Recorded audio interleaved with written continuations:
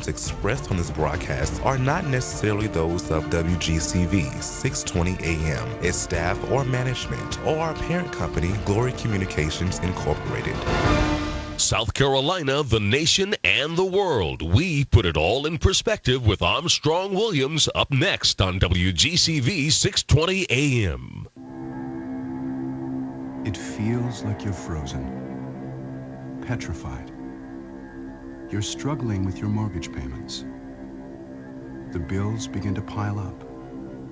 Not knowing what to do, you do nothing at all. And that's the worst thing you can do.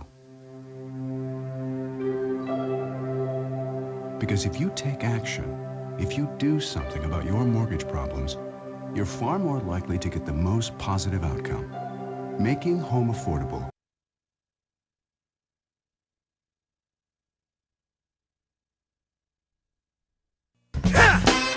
Good God! I got to ask you, what we need? Soul food. Henry Soul Food. No, we need it. Soul Food. Henry Soul Food. No, I like it. Soul Food. Henry Soul Food. No, we need it. Soul Food. Henry Soul Food.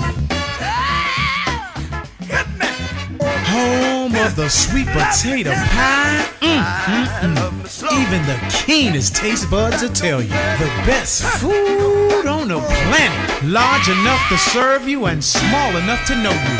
So get the Henrys at 5431 Indian Head Highway, Oxon Hill, Maryland, or give us a call at 301-749-6856. Soul food. Henry Soul Food. What we need? Soul food. Henry Soul Food. Welcome to the Armstrong Williams Show, brought to you by Golden Crust Bakery, the fastest growing Caribbean-owned franchise in the United States. Golden Crust is committed to the delivery of quality food and excellent customer service. Visit them today at goldencrustbakery.com.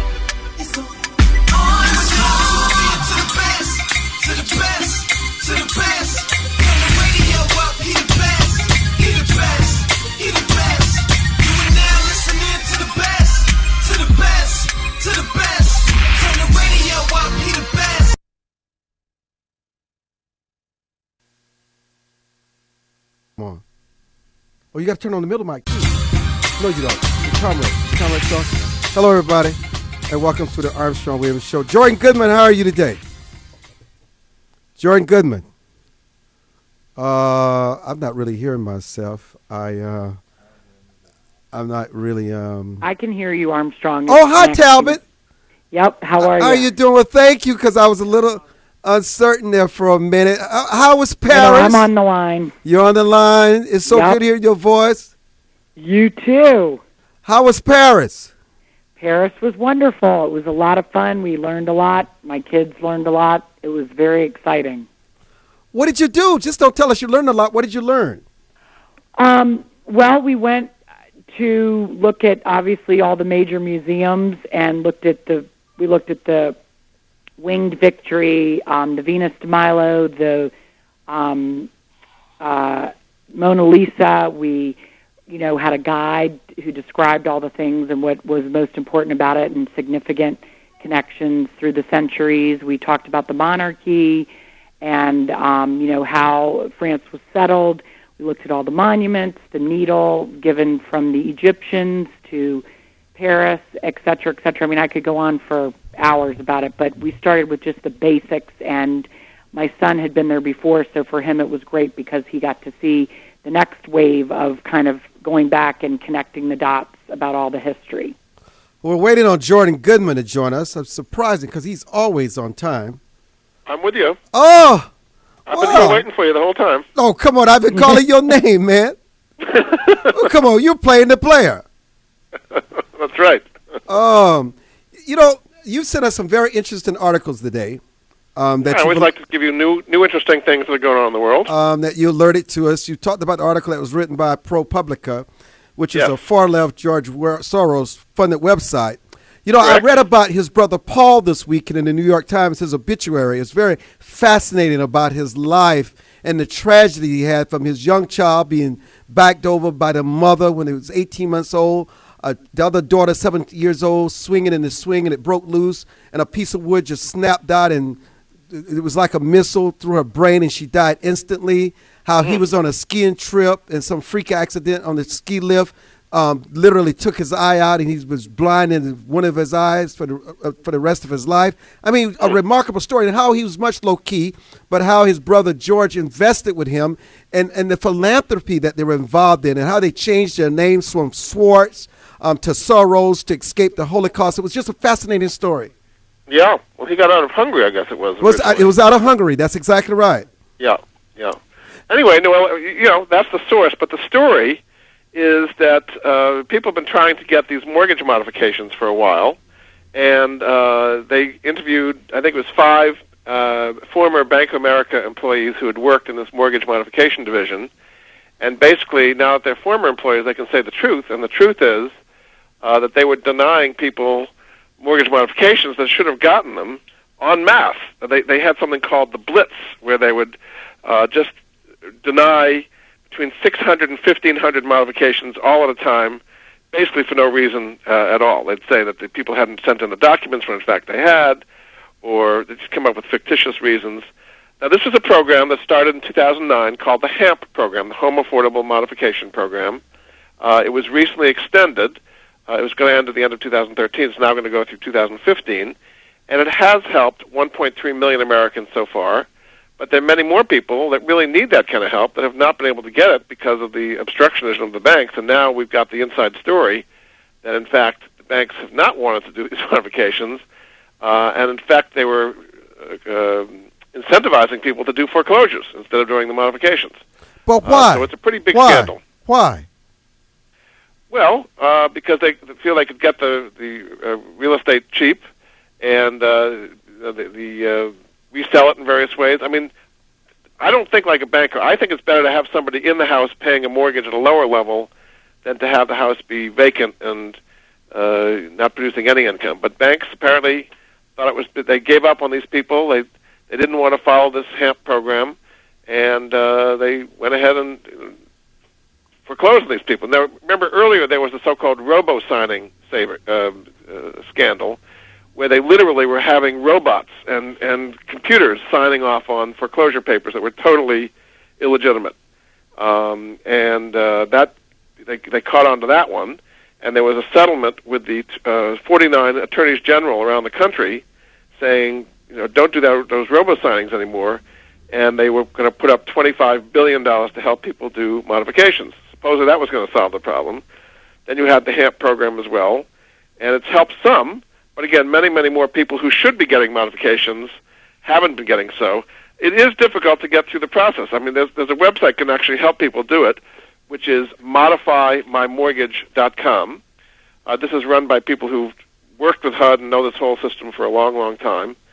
They've also got a phone number, which is 800-MODIFY-ME, and they do either what's called the loan balance reduction.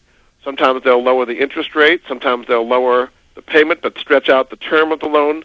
There's a lot of things you can do if you know how to play the game. That's really what it is to get a mortgage modification. But the average person is really up against it, trying to battle these bureaucracies and so on. Talbot, I find what Jordan is saying is so criminal, so disgusting, because I know so many people who tried to get their loans modified. They were hung up on. They were left out in the cold. They were lied to. They were deceived. And some of these people, their whole life savings, everything, their assets, tied up in their homes. Can you imagine that someone within the bank made that decision? That person should be sent under jail. Yeah, well, they weren't sent to jail, but they did have this $25 billion settlement with the attorneys general. But you're right, it ruined lots of people's lives and lost their homes really needlessly. Now, these people could make lower mortgage payments. They just couldn't make the payments that they were obligated to do for loss of income or whatever reason. In some cases, they bought loans originally that started at low interest rates and then went up, adjusted up to levels they couldn't afford.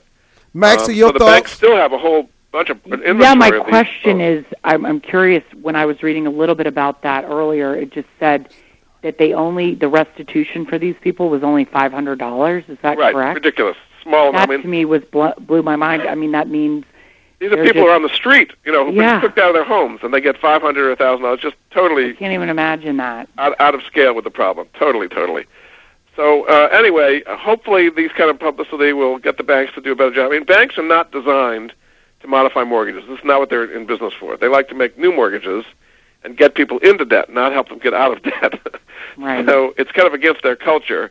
But they made the banks loans in the first place. Now, Bank of America was the biggest of these by far. Not only the loans they made, but remember they bought Countrywide Financial, which was the biggest company making these kind of aggressive, I guess you almost call them predatory loans. And so when things started going bad, a lot of these problems ended up at Bank of America. And now we know from the inside that there was a lot of pressure on these employees to not do modifications, do foreclosure, to have people's paperwork be lost. I think it's a pretty big scandal. Was there a lack of funding and government oversight? Definitely. HUD was not designed to, you're talking about millions of people trying to get modifications. And the banks were understaffed. HUD and the oversight committee were overwhelmed by this problem. I mean, you literally had millions of people with mortgages needing modifications, and nobody was ready for it at all because it happened so quickly. So, yes, that was part of the problem. But I think had the banks cooperated more and not made it so difficult for people, it would have been easier. The banks had to be kicking and screaming to do these modifications. When I last talked to these people at this ModifyMyMortgage.com, they say people try on their own, get frustrated, or the bank keeps saying they lose your paperwork or something, and then they figure out, work at a high level to get these modifications. It can be done. It's just a game you have to learn how to play. Wow. I am just flabbergasted because you know what? It contributed to the turmoil in this economy. Terribly so. Absolutely. Can you imagine all these people thrown out of their homes? It not only hurts the people who get thrown out of their homes, but all the neighbors. Right? If you had somebody have their home foreclosed upon, it affects the values of everybody around you. So it has a much wider impact than just the people who What was foreclosed the upon base directly. number of the loan? Were these jumbo loans, or were these original loans that then were all kinds?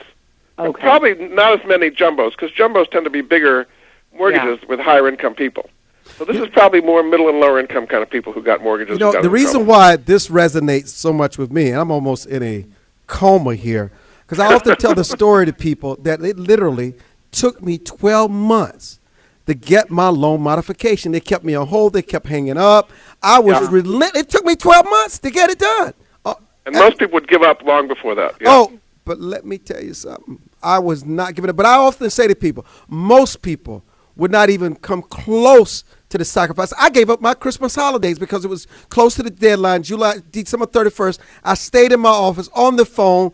They said, your hold is 30 minutes, and the next thing I know, it was click, and they start the 2-hour process all over again. I would have one phone on speaker in my studio listening for somebody to answer, and I would be talking to somebody on the telephone in my office. If I were not self-employed, that could never happen in a work environment.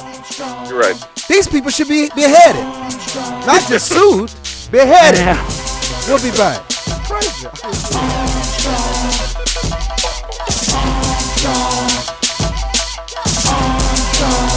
Say bye-bye burgers, pass on the pizza, forget the francs. Anytime is party time. Discover Golden Crust's authentic Jamaican-style patties. Beef, chicken, vegetables, soya, spinach, and shrimp.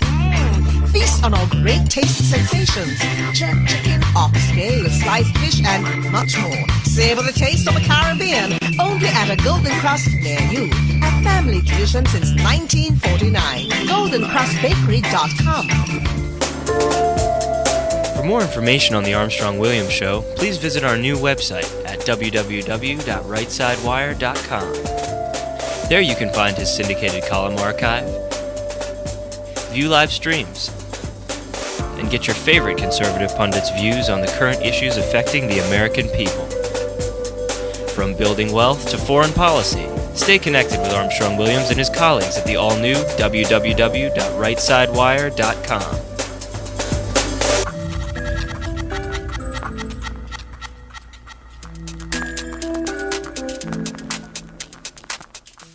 Hi, this is Armstrong Williams. What does it mean to be conservative? Freedom of speech, freedom of free enterprise, freedom of assembly, less government, less taxes. As a matter of fact, a flat tax. Everyone should pay proportional tax. It doesn't matter whether you make $100 million or $10,000.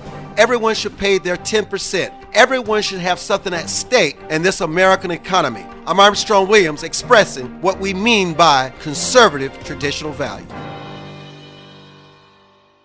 Does your school, team, church, or charity need a new fundraiser? Do you need to work out of your home or part-time? Are you a small business that can use an additional revenue stream? Then you need Yellow Llama. Do you need affordable web services or tools to enhance your existing business? Are you a graphic artist who wants to create a revenue stream with your art but not get ripped off? Then go to www.yellowllama.com. America must change course if we hope to survive and save the American dream for our children and grandchildren. How do we fix Social Security and Medicare? How do we cut government spending? How do we reform health care? How do we simplify the tax code? The Heritage Foundation has a bold plan that tackles these tough problems using common sense solutions that leave partisan politics on the sidelines. Find out how we can save the American dream at savingthedream.org, paid for by the Heritage Foundation. Hi, this is Armstrong Williams with an opportunity to own a piece of paradise in Nassau, Bahamas. Spectacular land prices, 8,000 square feet, 20,000 square feet lot, affordable prices, hilltop properties with views of the magnificent sea. Just call 242-677-3120 or 3121 or go to info@rightsidewire.com and leave your information. Where heads of state, sports, entertainment, and political celebrities meet. You're listening to Armstrong Williams. You know, my conscience is speaking to me and is telling me that I should not have used such a strong word as beheaded. And let me apologize for using the word beheaded. Let me take it back. I won't say they should have been beheaded, but certainly lesser things should have happened to them. I never want to advocate for violence, but let me tell you, I could understand somebody becoming very violent hearing a story like this, because I know a number of people listening to the show realize that they were one of those people on that phone line, and they never could figure out why they could never make any progress on getting their loans modified. I mean, can you imagine what that triggered, Maxey, what it triggered in the family in terms of education, the children, the way of life, the loss of lifestyle, the loss of income, people homeless? No. Destroying families? They destroyed families. It's unbelievable. Absolutely. And you ask me why people snap and go crazy? I agree. And can I just make one quick point? Having had a problem with AT&T over my lifetime, just in time trying to reach them over a simple thing that occurred when I moved from one home to a next 2 years ago, it almost drove me over the edge. Yes. The amount of hours and what I did, just as a kind of citizens concerned thing, was I wrote down the number of hours and I put it to a consumer lawyer company, because I said, hey, who's going to stop these people from just taking advantage? Right, it happens all the time. Yeah. You know what? So, I am just surprised. I'm surprised. I think we said I want to get to some other topics, Armstrong, if that's okay. No. I know that's what you want to do, but that's not what I want to do right now. All right. Thank you. So let me say this. You want to vent a little bit more. Yeah, no. I want you to tell our audience that if something like this is still going on now, what can they do? What kind of recourse do they have? Well, I did mention there's a resource that can help them. ModifyMyMortgage.com is a website that either they'll do it for you, or they have a guide that'll help you step by step on how to do it, including if you get refused, how to respond to their refusal from the bank. So these are people who specialize in getting mortgage modifications, so you don't have to be spending Christmas Eve on the phone with these people. Let them do it for you. You know, it's quite a complicated process. Oh, on a completely different note, a CNN poll came out today that shows that our wonderful president, Obama, approval ratings has dropped by 8%. Mm-hmm. What is interesting about this is that this drop was caused largely by a 17% drop in young people, and they're graduating, getting into the real world. Seeing what it's like. What do you think this is? Is it linked to affordable care? Is it linked to unemployment? Is it linked to? I'm sure it's not linked to the student scandal. loans. I think that's the next issue I want to talk to you about, because the student loan burden is really changing our society in a major way here. Right now, I have some young people in the studio shaking their heads in agreement. we've Exacerbating. got over $1 trillion in student loans. We just finished a graduation season, and we're adding about $100 billion in student loans in the last month or so. And this is changing the way youth can live in this world today. Now, in the past, people would have a modest amount of student loans. They'd paid off over 10 years or something. It would be a reasonable amount.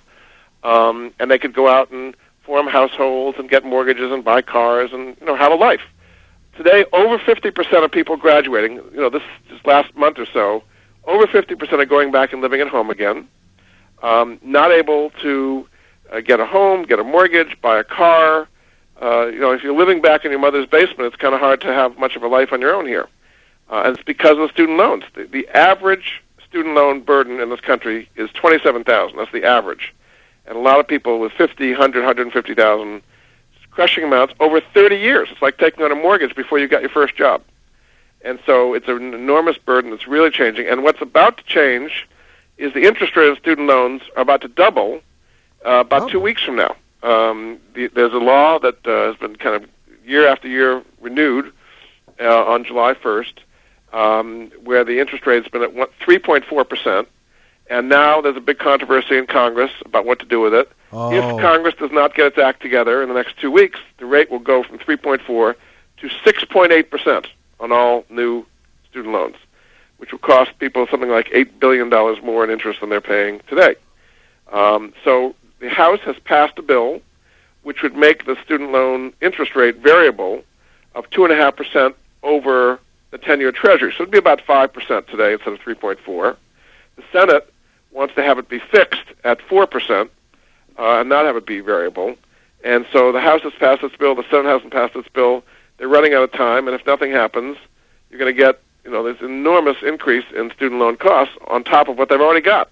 So I think that's the reason why young people are not so happy with President Obama. They haven't gotten this thing resolved yet, and they have even more debt hanging on top of them. And a lot of people, if they have the doubling of their student loan interest rate, it means they'll be even less available to buy cars and mortgages and have a decent lifestyle.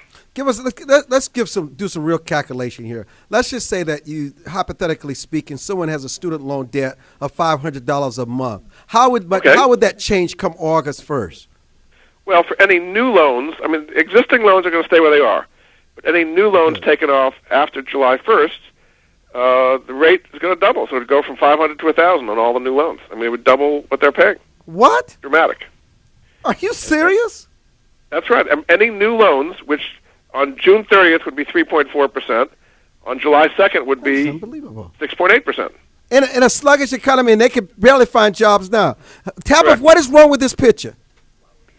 Armstrong, I don't have an answer for that. I just really don't. I don't know what to say. I think it's frightening that people have to enter it makes people not want to go to college. People don't want to, they don't. It's changing the whole calculus of college. It is. Because people are now starting to think maybe this isn't worth it to take on $50,000, $100,000 in student loans and not be able to get a job to pay them and to be able to live in my parents' basement because I can't have to pay on my student loans. Parents don't want to take it on either. Yeah. So it is changing the whole calculus of college, too. Now, there is some help.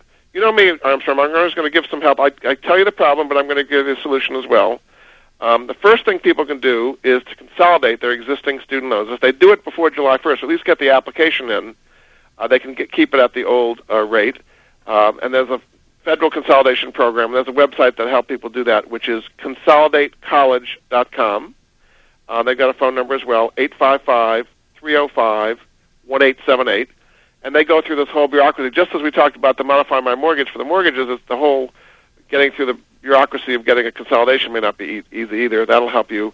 So it's based on a kind of an amalgam of the different interest rates you've had. So if you've got some rates at 3.4%, you'll be able to get a lower rate. If you wait until they start going up to 6.8%, you're going to have a higher rate on the consolidation. So, but it's not; those rates are not going to go up. They're not going to double. They're not going to allow it to happen. Now I know they've reached this impasse before a year ago. This time, this correct, has happened and before. at the last possible minute, they just basically kicked it off for another year.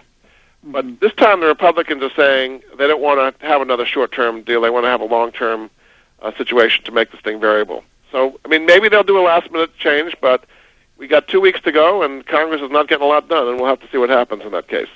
So that's the first thing they can do is consolidate their loans. Second thing they can do is what's called the Income-Based Repayment Program, or the IBR program. Now, this is a program that came in 2009, which says if you do certain things the government wants you to do, and you pay your loans on time for 10 years, after 10 years, no matter how much you owe, the rest of it is completely forgiven. And those things are working for the federal, state, or local government, working for a nonprofit organization like a 501c3, working in the Peace Corps, you're a doctor in an Indian village. There's lots of different things that are kind of publicly service-oriented. And if you do things like that, you can get your loans completely forgiven, but you have to qualify for it and go in through this so-called IBR, Income-Based Repayment Program. Again, the same website I gave you before, consolidatecollege.com. Let me understand something. So, in other words, you're going to work for free or work for little or no money to have your student loan debt forgiven, and while you're doing that, you're accumulating more debt. Well, you're not necessarily accumulating more debt. I mean, it depends upon whether you're getting paid or not. You're going to get 20 years of debt forgiven for doing that. It's a payback for giving public service, basically. So, you're going to earn less in general working for the government or a nonprofit organization than working in the private sector, but that's a big payoff to not have 20 years of debt. So that's what the IBR program is about. Also, if your income-to-debt ratio is way out of whack, you can also qualify for the IBR program as well. So it doesn't only working for government agencies or nonprofit. There are other ways you can qualify for it as well. And that same website, consolidatecollege.com, can tell you how to qualify for that. So that's the second thing you can do.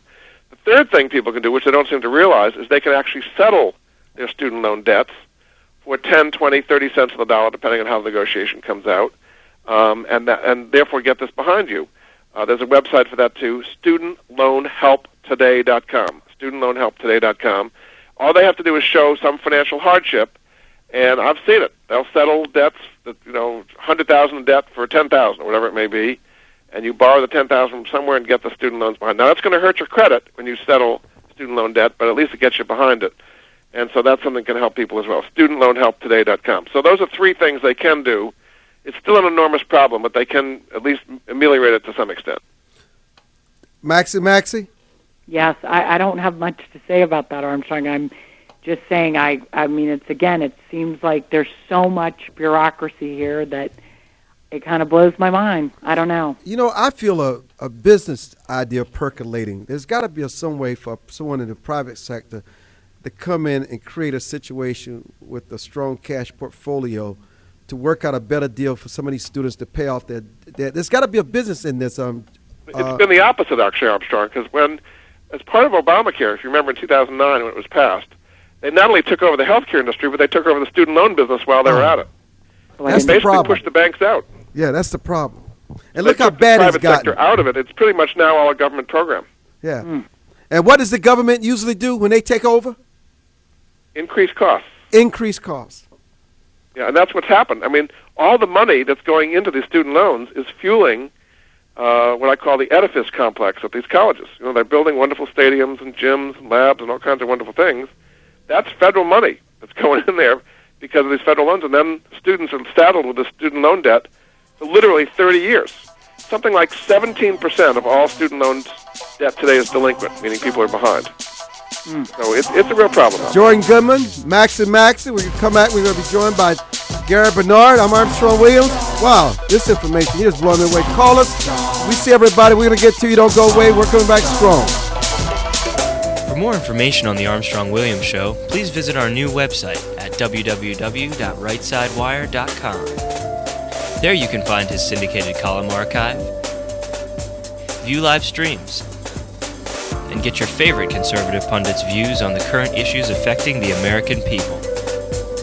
From building wealth to foreign policy, stay connected with Armstrong Williams and his colleagues at the all-new www.rightsidewire.com.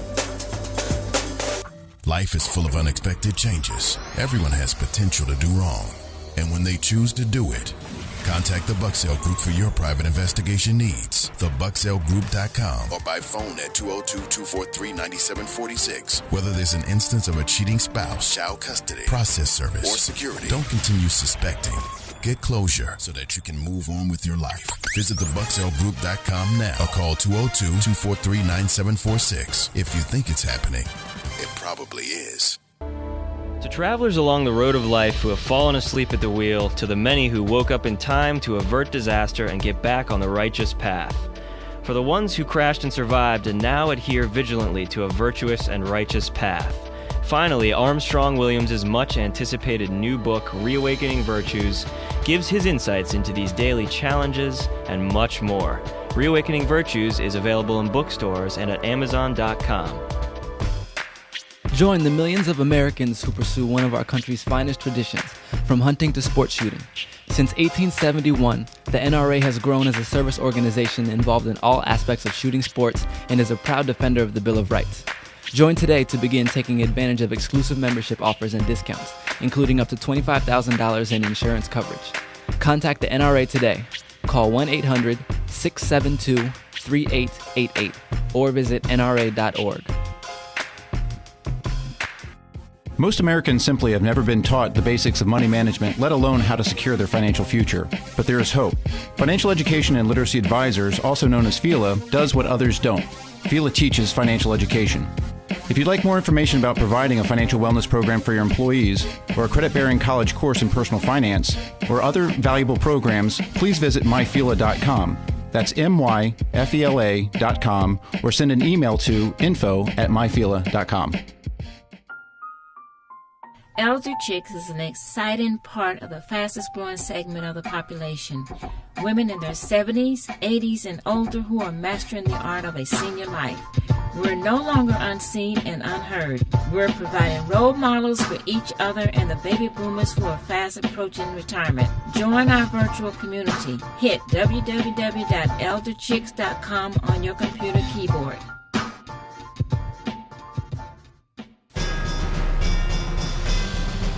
Where heads of state, sports, entertainment, and political celebrities meet.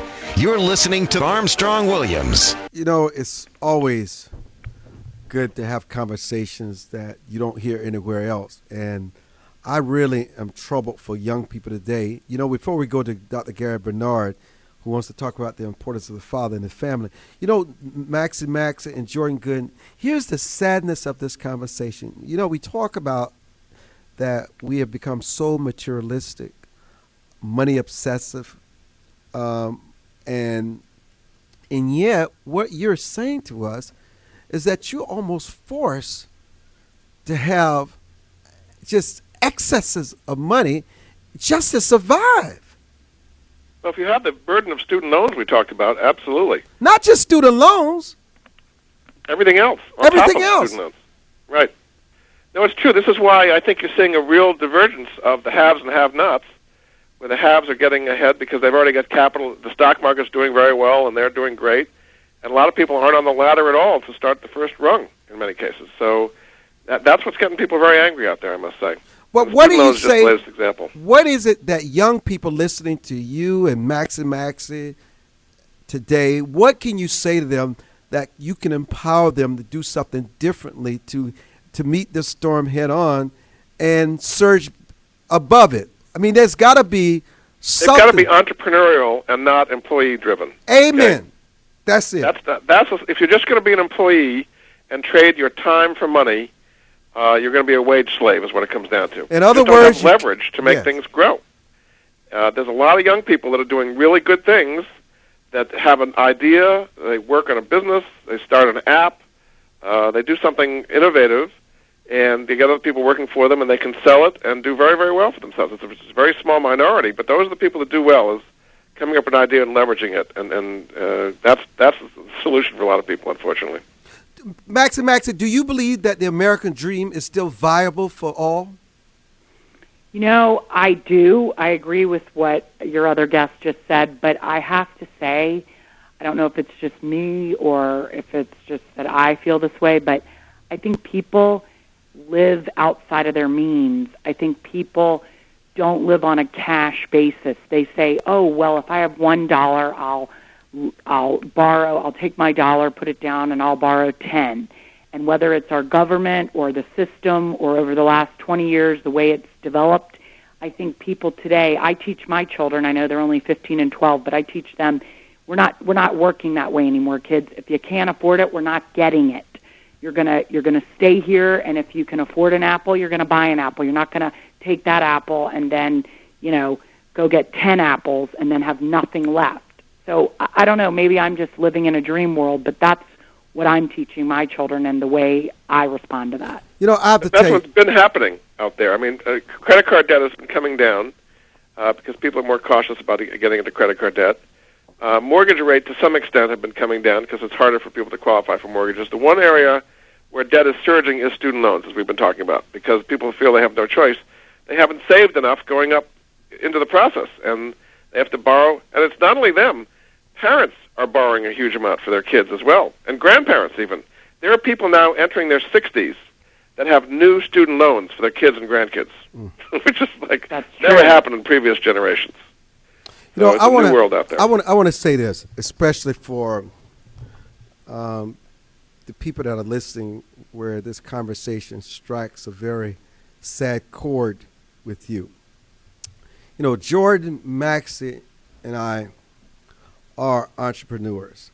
But I will tell you, this may surprise you. You have no idea how much time in the morning at the gym, sitting in my office, how much I rack my brain figuring out ways to solve situations that I'm in or situations I'm about to go in. The great thing about life, and this is what young people have to look forward to, wisdom and experience in the end is really your proxy. If you can learn early on from where you have good experiences, where you got to be frugal early on in your life. You got to save something. You got to take something from your paycheck, no matter what your debt may be. You need to take 20% from your paycheck every week or every 2 weeks and put it aside.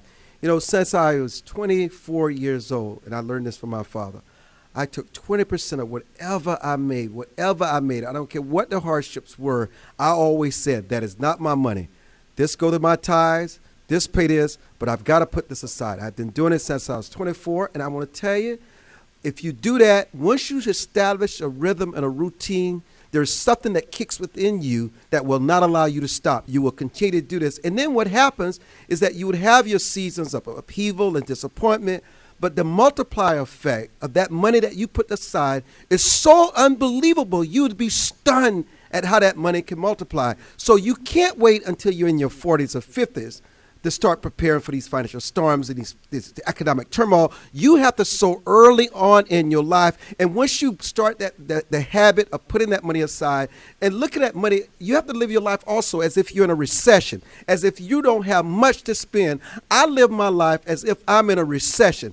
I live way below my means. Why? Because that's how I condition myself. I'm not out here buying no Rolls Royces, no airplanes. I don't rent private planes to fly. I will fly first class. I will do that because I can afford it. Whatever I do, I can more than afford it. You cannot get caught up in buying suits and driving fancy cars because that's the perception you want to give to someone that you're doing well in business. You got to crawl before you walk. There's some simple things that you got to do early on, and if you don't do it early on, you're going to find yourself in a life of struggles.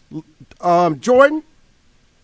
You're right. And the only thing I would add to what you said is not only putting money aside, but investing in it in things that are going to grow. In other words, don't just keep it in the bank earning zero on a CD or savings account today. Having the money aside is good, but then you have to learn to take some risk in the capitalist system to have dividends and growth and earnings and really make that money grow. Had you had Apple Computer, one share 10 years ago, that would now be worth, that would have been about, $5 a share? Now it's about $450 a share. So, Google, there's all kinds of things that have done extremely well over the long term. But also, Jordan, the other thing make is it grow. Some people are not good at taking those kind of risks.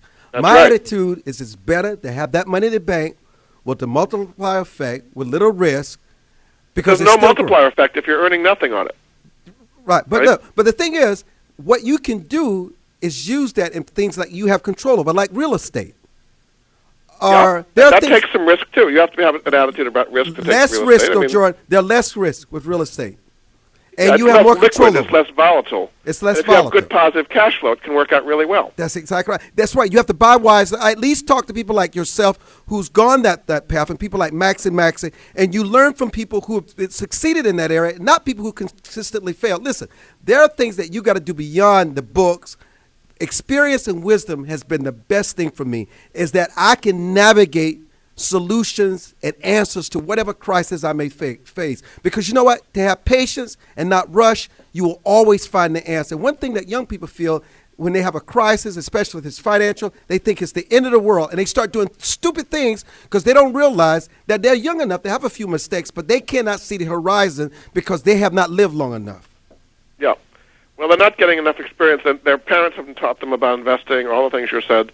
The baby boom generation, which is their parents, have been spending and borrowing and having a great time for a long time and have not got the thrift in many cases that their parents, the kind of post-war generation did, and even before them, the Depression-era mentality had a huge predilection towards savings that the baby boomers have not. So they're not getting the right lessons from their parents in many cases. And you know, Max, the other thing is with families, you got so many people in the family struggling. You got the grandmama, you got the brothers, the sisters, and you put your money aside. You've been diligent, and you feel you got to help them out. I hate to tell you this. You have to tell your family sometimes, look, I'm not doing it. I may give you a little here. I'm just not going to do it. Sometimes people are so busy trying to solve the problems that people make with their bad judgment. They continue with the drugs. They continue with the babies out of wedlock. They continue to make these dreadful mistakes, and you're the only breadwinner in the family, and you're being drained.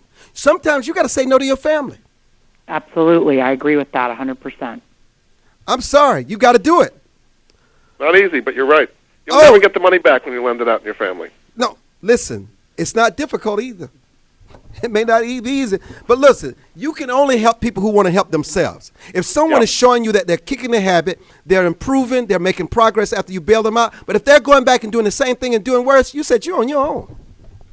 Right. I'm sorry, you just got to let people fail sometime. I'm sorry, you just got to do it. Right. I agree. And sleep well at night, because they will put you in the grave, okay? They will bury you, and you cannot recover. That's right.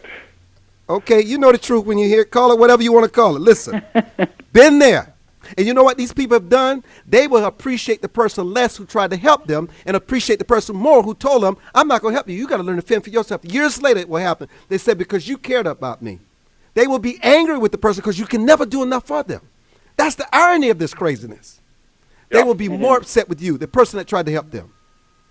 Okay. Well, for example, as we were talking about student loans, a lot of parents are putting themselves in huge debt, spending all their own retirement money, borrowing against the home equity of their homes to get their kids through school, and the kids don't have any appreciation or minimal appreciation for what their parents are putting themselves through. That's exactly right. Kids. That's right. No appreciation. Minimal.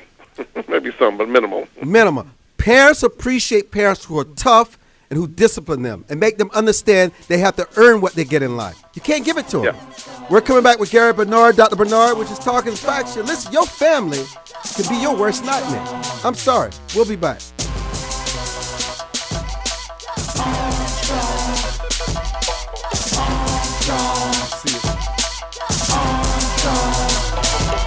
Say bye-bye burgers, pass on the pizza, forget the francs. Anytime is party time. Discover Golden Cross's authentic Jamaican-style patties. Beef, chicken, vegetables, soya, spinach, and shrimp.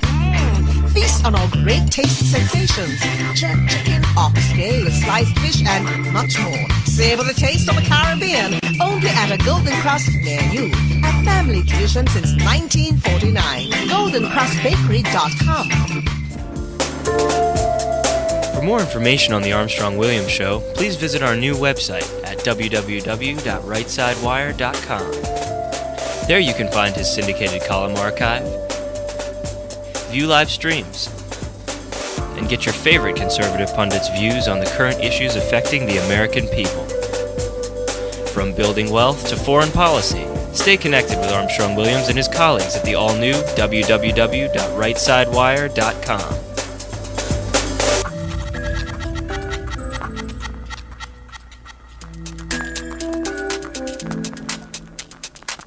Does your school, team, church, or charity need a new fundraiser? Do you need to work out of your home or part-time? Are you a small business that can use an additional revenue stream? Then you need Yellow Llama. Do you need affordable web services or tools to enhance your existing business? Are you a graphic artist who wants to create a revenue stream with your art but not get ripped off? Then go to www.yellowllama.com.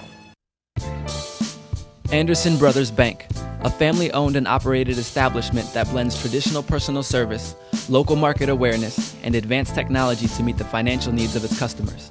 Visit abbank.com or call 843-464-6271 to see how they can assist you with your banking needs. Anderson Brothers Bank, celebrating 75 years of community banking, the way it should be. Stability right in your backyard since 1933. America must change course if we hope to survive and save the American dream for our children and grandchildren. How do we fix Social Security and Medicare? How do we cut government spending? How do we reform health care? How do we simplify the tax code? The Heritage Foundation has a bold plan that tackles these tough problems using common sense solutions that leave partisan politics on the sidelines. Find out how we can save the American dream at savingthedream.org, paid for by the Heritage Foundation. Join the millions of Americans who pursue one of our country's finest traditions, from hunting to sport shooting. Since 1871, the NRA has grown as a service organization involved in all aspects of shooting sports and is a proud defender of the Bill of Rights. Join today to begin taking advantage of exclusive membership offers and discounts, including up to $25,000 in insurance coverage. Contact the NRA today. Call 1-800-672-3888 or visit nra.org. Where heads of state, sports, entertainment, and political celebrities meet. You're listening to Armstrong Williams. Dr. Gary Barnard, how are you today? I'm doing great, Armstrong. How about yourself? I haven't talked to you in a few Sundays. It has been a couple of weeks. I'll tell you, listening to you, I had this vivid image of you standing up in front of a congregation at the pulpit preaching a sermon, a good sermon. And what was Jordan doing? He was the deacon Well, in the amen he corner? was on the front row encouraging you. Would you like to add or take away from anything you've heard us say thus far? No, I think it's all right. I think it's right on the money. You know, I guess that leaves a lot of folks kind of in the dark, though, as we know. If you happen to be in a situation where your folks didn't save and didn't prepare for your education, you know, what do you do? And I guess that's where having good mentors, having someone to bounce these things off of and try to make wise decisions early on. You're going to make mistakes, but I guess the whole thing is you don't dig a deep hole that takes you the rest of your life to dig out of or climb out of. And so these kinds of things are great. I don't know how many young people are listening, but they're great. It's just I think kids today need more hand-holding and one-on-one kind of mentoring to help them through this. And at least that's what I hear from college kids that I actually see. Talk about the importance of the father in the family and what makes the father so important in the family union, especially in the larger context of what Maxey, Max, and Jordan and all of us are discussing today. Well, traditionally, the father did a couple of things. They were the breadwinners. Nowadays, that has changed dramatically, and it's changed the role of father somewhat in a positive way and maybe in a negative way. But for the longest time, they were the disciplinarians and the breadwinners. And you know, I hate to limit it to that, but in many traditional families, that was the primary role. And it's a role that no doubt needed to be played effectively. I guess it's just limited. Fathers, I think if you poll people, adults, and ask them to go back in time and describe their father, the fathers that were very successful playing multiple roles in caregiving and teaching, people would say that the father was good and disciplined at providing and making good decisions financially. They had a clear mission and vision of what discipline was all about and some of the natural ways to develop that. But I'll bet you, at least what I hear, they were men that sat down with their kids and engaged in various things throughout their life. And, and it sets up sort of a tendency, if you will, in terms of how we grow up thinking about ourselves, especially guys, but even young ladies. And, I go back to my dad. He did many things. He taught me all kinds of things, including about my faith and nature. But I learned how to be sort of problem-solving because of my father, I think. I grew up on a cotton gin, and he was very resourceful, and things would break, and he was always about finding creative ways to fix things and make things more productive. And I got to tag along and watch that, up close and personal. I got to watch how he did it. Everything from tearing things apart and putting them back together, to welding, to fixing broken things and making them work. And I think that influenced me dramatically throughout my life, including what I do every day for work. So, no doubt a father's role is important. It's probably specific to the individual as to what the importance is. But it is changing. The role of father is changing. And as I said, in some ways it's very positive, the way that it's changing. In other ways, it may be less so. Maxey, obviously, the roles are changing because there are very few fathers that are in the household these days, according to statistics. Yep, that's true. What strikes me of what was just being said and what Jordan had said earlier is I think today, taking away from the show, most important is that both of these gentlemen are well-spoken. They have amazing things to say, and they can say them very clearly and succinctly, but they have solutions, just what the doctor was saying and then what Jordan was saying. He likes to offer a solution. I think having a solution, whether you take it or you use it, it's the idea of having it. And I like to listen to people who have one, who have the notion of a solution-based system. And that's what I like today. Jordan? I am about solutions. You can just complain about the problems all day, but there are solutions. There are people who succeed no matter what the obstacles, as are you, an example. You had obstacles, Armstrong, and you've overcome them all and done very, very well for yourself. So you're a role model for a lot of people who get beaten down by problems. But you know what? Problems are character builders. I mean, people can opine about problems until they really have real problems. Dr. Barnard, why is it that some have the mental fortitude to just push it aside and keep just soaring like the eagles? Mm-hmm. Well, that's a key internal trait or factor or set of characteristics that are built. And you said problems are character builders. They are for many, many people. They're also hurdles and barriers for others who give up too soon and are crushed by these hurdles that they have to jump over or find ways around. And I think early on we influence problem solving, creativity, flexibility, resilience. We teach it, we condition it, we influence it. We, meaning all of society, but in particular those who are hands-on day in and day out bringing up kids.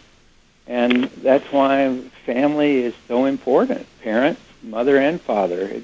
Nobody's competing over which role is better. They're both very, very important. We need both partners making these decisions together. We know that healthy kids typically come from those who've modeled healthy interaction with both of their parents in particular. And so, there have been studies done. We could talk forever, but I'll tell you, the fathers that tended to be more involved in caregiving, and more recently in studies, let me just give you a few things to think about. We may have time to talk about it, we may not, but they work fewer hours than other fathers. Now, I know this is just in general. It doesn't mean that everyone has to fit into this. They had positive psychological adjustment characteristics like higher self-esteem, lower levels of moodiness and depression and anger and hostility. They coped well with major tasks that are expected for adults, just like you were talking about. They persevered. They came from intact families where mothers worked more hours than other mothers, interestingly enough. These are the fathers that were more involved in caregiving. The mothers of the children whose father we're talking about reported greater marital intimacy than other women, other mothers. And also, for whatever reason, they were more involved with boys than girls, and I think there are many reasons for that. But those are just some interesting things that come out of huge studies across the board in our society, in Western society. Oh, you know what? Girls seems to develop much better than boys in the era we're in now. What do you attribute that to? Well, I think they're just smarter than us. They're precocious. They develop things generally a little quicker. Generally, they're less stubborn, but anyone who's had a stubborn daughter will tell you that ain't so. But in general, that's true. They do tend to physically develop a bit earlier than guys. But, you know, I think they've been socialized differently, even in the last 30 years. And typically there's more of an emotional component to their problem solving, which I think at times we really need. And so it's so important that we have that as a balancing factor. At other times, maybe it gets in the way with some because of too much emotionality. But we're human. We have to have emotion. And so that's a very important thing that families have. And a lot of guys haven't been socialized to pay attention to their feelings or emotions. And so, you know, women are no better than men, but men are certainly no better than women. We need both. And they bring unique characteristics to not only families, but to government, to any system, I think. Jordan, how important do you think the stability of the family is important to the success of these young people in the business marketplace? Or do you think it doesn't have the kind of impact that it once did? Huge impact. I mean, positively and negatively. I think if parents are supportive and entrepreneurial, encouraging the kid to experiment with different things, I think they can do really well. You met my son when we brought him into your studio there at one point, and he's off doing really well, and we encouraged him to kind of explore whatever he wanted to do, and he found something he really liked doing, as opposed to battling your kids. I think a lot of parents battle their kids all the time and keep telling them what the parents want to do as opposed to what the kid's interested in, and that usually it doesn't work out so well. So it has a huge positive negative. I mean, take an example like Bill Gates. His parents supported him big time. He wanted to do this crazy thing called computer programming back when, you know, there weren't personal computers. So he did really well for himself. I can't believe we're out of time. Where did all the time go? Thank you, Talbot. Maxey, thank you. Thank you all. Jordan. Thank you, Dr. Barnard.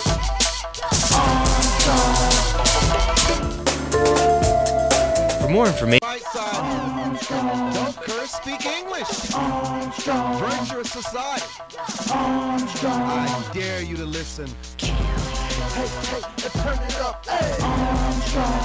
Get on the right side. Elevate your mind. I'm Armstrong Williams on the right side. Yo, man, it's your boy K.O. And you're tuned into the most conservative of our brothers. The Armstrong Williams Show. Please give me a break. Grow up. The views and opinions expressed on this broadcast are not necessarily those of either WGCV 620 AM, its staff or management, or our parent company, Glory Communications Incorporated. Next.